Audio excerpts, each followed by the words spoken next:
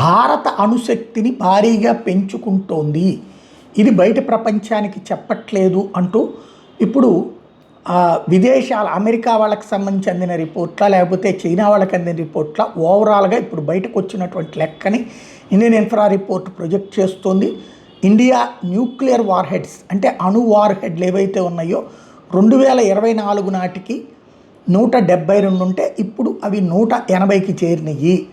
ఇది SIPRI 2025 రిపోర్టును బట్టి తేలుతోంది. ఓవరాల్గా అణువార్ హెడ్లు పాకిస్తాన్ దగ్గర 170 ఉంటే ఇప్పుడు మనం 180కి చేర్చాం. చైనా దగ్గర 576 అణువార్ హెడ్లు ఉన్నాయి. ఇది తాజా రిపోర్టులు బట్టి తేలుతున్నటువంటిది. అంటే భారతదేశం నిశ్శబ్దంగా తన పని తాను చేసుకుపోతుంది.